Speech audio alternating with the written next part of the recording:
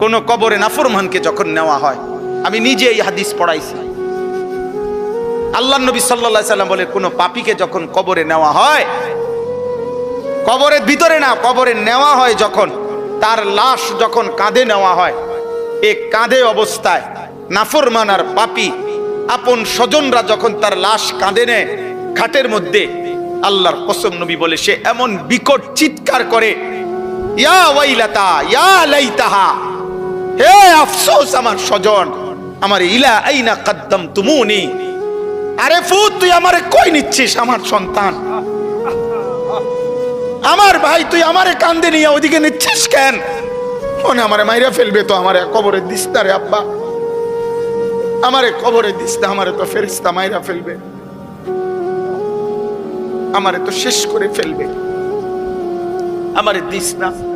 এইভাবে স্বজন নিজের স্বজন ডাকে যে, কারণ আপন জনরাই তো লাশ কাঁধে নেয়, আপন জনদেরকে ডাক দে, আব্বা এটা করিস না, আব্বা আমারে নিস না ওইদিকে। আল্লাহর নবী বলেন পৃথিবীর সমস্ত মানুষ যদি একসাথে শুনতো, এক মাঠে দাঁড়াইয়া একত্রে, খোদার কসম নবী বলছে আদম থেকে ইসরাফিলের ফু পর্যন্ত সমস্ত মানুষ যদি এক মাঠে থেকে একবার জীবনে এই পাপীর চিৎকার একবার শুনতো, আল্লাহর নবী বলেন লাসাইকা, তাহলে সমস্ত মানুষ একসাথে চিৎকার দিয়া বেহুশ হয়ে যাবে।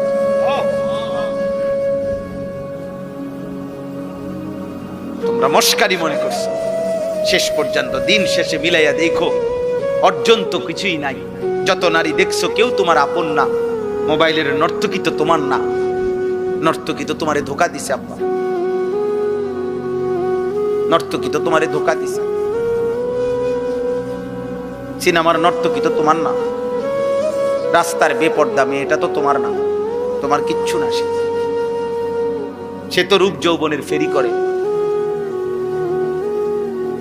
হ্যাঁ, অস্থির ছবি যারা দেখো বাবা, কি দেখছো, কাকে দেখো? তোমার ক্ষয় ছাড়া, তোমার ব্যয় ছাড়া আয় কি? মোবাইল গেল, এমবি গেল, চার্জ গেল, টাকা গেল, কোমরের ক্ষমতা গেল, হারাম বীর্যপাত হইল, লজ্জাস্থানের সক্ষমতা নষ্ট হইল, শেষ পর্যন্ত একদিন পঙ্গু, অচল ছাড়া, ধ্বজভঙ্গ ছাড়া আর কি? আমি খোলামেলা বললাম, কত শত যুবক, কয় শ, আমি চ্যালেঞ্জ করলাম, তুমি শুনবা, আমার কাছে আছে, আমার কাছে হোয়াটসঅ্যাপে জমা আছে, এমন শত শত বাংলাদেশের ছেলে, তাগড়া জোয়ান ছেলে, পৃথিবী জানে এমন জোয়ান ছেলে সুন্দর, কিন্তু নারী দেখতে দেখতে, অশ্লীল ছবি দেখতে দেখতে, যাদের পুরুষত্ব নাই, যৌবনের সক্ষমতা নাই, এই হাইওয়ান অশ্লীল আর উলঙ্গ ছবির পাল্লায় পড়ে ভিতরের জীবন শেষ। আখেরাত তো নাই, আখেরাত তো পরের খবর, এটা তো নাই কিছু, দুনিয়াও কিছু। যেই কোন মানুষ চ্যালেঞ্জ করলাম বেটা, বাংলাদেশের প্রতিদিনকার পত্রিকা, বাংলাদেশের প্রতিদিনকার চ্যানেলের খবর তোমরা প্রত্যেকেই দেখো, কি পরিমাণ পরকীয়া বাংলাদেশে বেড়ে গেছে। এর কারণটা কি? কারণ এই স্বামী এই স্ত্রীতে তৃপ্ত না, এই স্ত্রী এই স্বামীতে তৃপ্ত না, আর কোনো কারণ নেই। কারণটা কি আব্বা? সব সব নারী দেখতে দেখতে, সব অস্থির ছবি দেখতে দেখতে, সব যৌন দৃশ্য দেখতে দেখতে টেম্পার সব শেষ। এই জন্য ওই মেয়েও, মহিলাও আরেক বেড়া খোঁজে, এই বেড়াও আরেক বেড়ি, কেউ কাউরি দিয়া তৃপ্তি হচ্ছে না। নাহলে এক এক দিনের বাংলাদেশের চারিদিকে দেখো, দেখো গিয়া খবর নাও, তোমরা খবর নাও, আর তোমার কাছে না থাকলে আমার জানাও, আমি জানা তোমার কাছে খবর পাঠাবো, আমি একসাথ করে দেবো তোমার, এক সপ্তাহের রিপোর্ট, এক মাসের রিপোর্ট। পস্তাইতে হবে, আফসোস করতে হবে। বয়স্ক বাবারা আপনাদেরকে বলছি, আপনারা যাদের ছেলে নামাজ পড়ে না, সারা দিন রাত মোবাইল টিভি দেখে, খোদার কসম আপনারা এর খেসারত দিয়া, এই লজ্জা এবং বেইজ্জতি হইয়া এরপরে আপনারা চলে যেতে হবে। কবরে যাবার আগেই দেখে যাবেন আপনার ফ্যামিলির মধ্যে আল্লাহ শূন্য, আখিরাত শূন্য, এই হতাশার দুর্ভাগ্য নিয়ে কপালে, তারপরে যাই। হিম্মত থাকলে আজ ভেঙ্গে ফেলেন। 14 বছরের ছেলের মোবাইল ভাঙ্গা ফেলেন, তার সাথে যুদ্ধ করেন। আমার ঘরে মুসলমানের বাচ্চা, তুই আমার সন্তান মুসলমানের বাচ্চা যদি ঘুমাইতে হয় ফজরের নামাজ পড়তে হবে, নয়তো তোর মতো নাফরমান গলা ধাক্কা দিয়া বাইর করে দেন বেটা। যা নাফরমান বেটা, বাইর হ তুই বেটা, তুই আলাদা যা বেটা, তুই আলাদা কামাই কর। তোর মতো বেঈমান আমি খাওয়াইতে হবে কেন? তুই তো আল্লাহর দুশমন। সেদিন এক অভিভাবক কাইন্দা দিছে, একজন অভিভাবক আমার কাছে আইসা বলছে, হুজুর আশ্চর্য, আপনার সর্বোচ্চ 12 থেকে 13 বছর হবে, আপন ঘর থেকে 2 লক্ষ টাকা চুরি করে নিয়ে গেছে গা, নিয়া 60টা মোবাইল কিনেছে।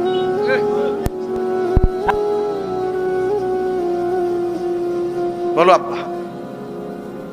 এক ফার্নিচার দোকানদার, উনি বলছে হুজুর আমার 2.5 লক্ষ টাকা কষ্ট করে জমানো টাকা, আমি নতুন মাল উঠামো, আমার ফুতে আমার ক্যাশের টাকাগুলা নিয়া 3 দিনে অনলাইনে জুয়া খেললা। আমিও এখন কাঁদি, আমার ফুতেও কাঁদে। আমার জীবনের হুজুর আর কিছু নাই, পুঁজি নাই। আমি 2.5 লাখ টাকা, একটা গরিব মানুষের 2.5 লাখ টাকার পুঁজি ছোটখাটো বিষয়।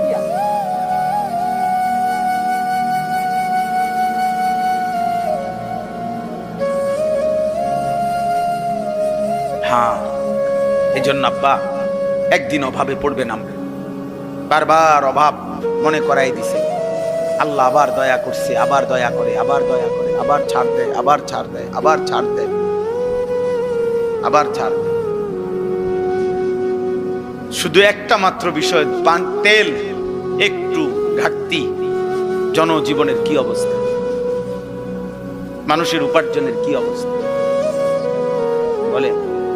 কত মানুষের উপার্জন, আমি তো প্রায় বলছি যে কত ভাবছি। ঢাকা শহরে হাজার হাজার ছেলে এখন ইদানিং কালে যারা মোটরসাইকেল দিয়া উপার্জন করে প্রতিদিন, মানে মোটরসাইকেল দিয়ে তাদের কামাই,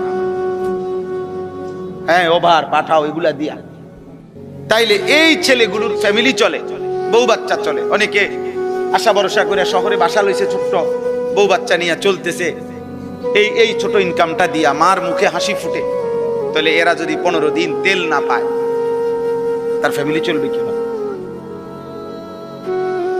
আর আমাদের ছেলে পেলেদের চেহারা দেখলে বোঝা যায় অসভ্য, এমন অসভ্য যে পৃথিবীতে দুর্ভিক্ষ আসুক, মহামারী আসুক, আমার উপরে যদি আসমানও ভাঙ্গা পড়ে হুজুর, আমি আমার নারী নর্তকী মোবাইল ছবি দেখা থেকে 1 সুতা নড়ব না। আল্লাহরে বলেন আপনারা হুজুররা যদি বলিয়া আল্লাহরে আমগো মাথার উপরেও যদি আযাব দেয়, আমি আল্লাহরে সেজদা দেব না, দেবই না। আপনি আরো কইলো দিতাম, আমি নামাজ পড়তাম না। সাফ কথা। এই হলো তোমাদের অধিকাংশ ছেলে কলিজার ভিতরে তোমরা এমন শক্ত অবস্থান নিয়ে নিচ্ছ, মানে আল্লাহর সাথে, যে আল্লাহকে চ্যালেঞ্জ ঘোষণা করে দিলা আর কি, যে আপনারে দেখায় দেব, সেজদা আপনাকে দেব না। আপনি কি করতে পারেন?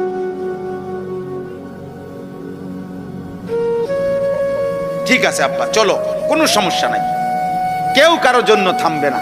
এই পৃথিবীতে এর চাইতে বড় বড় পাপীরা ধ্বংস হয়েছে না? এই দেখেন আল্লাহ তাআলা বলেন, আমিনতুম মান ফিস সামাই আন ইয়াখসিফা বিকুমুল আরদা ফাইদা হিয়া তামুর। আল্লাহ তাআলা বলেন, বান্দা, ওই আসমানের মাওলা রব আল্লাহ, তার থেকে তোমরা কিভাবে এতটা, হে পাপীরা, এতটা নিরাপদ কেমনে হয়ে গেলা? তোমরা কি জানো না ওই আল্লাহ চাইলে জীবন্ত মাটির নিচে দাফন করে দিতে পারে? তখন তো তোমাদের মতো নাফরমানকে মাটির নিচে নিয়া মাটি কাঁপতে থাকে।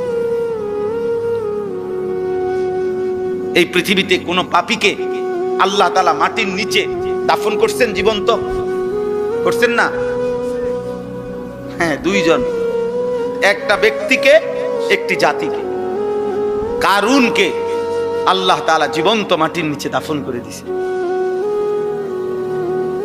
2 নাম্বার হলো কওমে লূতকে, লূত আলাইহিস সালামের জাতি ঘুমন্ত ছিল, নাফরমান জাতিকে আল্লাহ তাআলা জীবন্ত জমিনের নিচের মাটি উপরে উঠাইয়া উপরের মাটি নিচে দিয়া সমান করে দিয়েছে। আমিনতুম মান ফিস সামাই আন ইউরসিলা আলাইকুম হাসিবা। এবার আল্লাহ তৃতীয় আয়াতে বলে, আমার বান্দারা, হে নাফরমান পাপী, হে মদখোর, নেশাখোর, গাঁজাখোর, সুদখোর, কিস্তিখোর, হারামখোর, বেহায়া, বেপর্দা নারী, সেজদা নাই, নামাজ নাই, হায় নাফরমান, ওই আসমানের আল্লাহ থেকে কেমনে নিরাপদ হয়ে গেলা? যিনি চাইলে, তুমি কি জানো না যে আসমান থেকে, উপর থেকে যিনি পাথরের বৃষ্টি বর্ষণ করে ধ্বংস করে দিতে পারে? তুমি কি জানো না সেটা? এরকম কাউকে করছে? কেউ কি করে নাই? আব্রাহার পুরা বাহিনীকে আল্লাহ তাআলা পাথর দিয়ে ধ্বংস করে নাই? ওই পাখি কি ফেলাইছে? ও আরসালা আলাইহিম তায়রান আবাবিল তারমিহিম বিহিজারাতিম মিন সিজ্জিল। কোনদিন যদি আল্লাহর কোরআন তরজমা পড়তা তাই না বুঝতা। আল্লাহ তাআলা তো বলছে প্রত্যেকটা সৈন্যর আল্লাহর ঘর ভাঙতে আসছে বেঈমান হাতির বাহিনী নিয়ে। পাখিগুলো আল্লাহর কুদরতে প্রত্যেকে পাথর ফেলছে, ছোট্ট ছোট্ট পাথরের কণা। আল্লাহ তাআলা বলেন, কোন গরু ঘাস খড়কুটা খাইয়া চাবাইতে চাবাইতে চাবাইতে চাবাইতে চাবাইতে যখন আর ভুসি বানাইয়া ফালাইয়া দেয়, ভুসি বানাইয়া একবারে জুরা জারা বানাইয়া, আল্লাহ বলেন এই বেঈমানগুলো এই ছোট্ট পাথরের আঘাতে মাথার চুল মাথার উপর থেকে এরকম ধ্বংস হইতে হইতে একদম ভুসির মতো, ভুসি গরুর খাওয়াইন না, ভুসির মতো হয়ে গেল। ফাজআলাহুম কাআসফিম মাকুল, ভুসির মতো। আর হলো ওই কওমে লূত, এই যাদেরকে আল্লাহ প্রথমত মাটি উল্টাইয়া দিছে, দ্বিতীয়ত তাদের উপরে পাথরের বৃষ্টি বর্ষণ করে ধ্বংস করে দিয়েছে।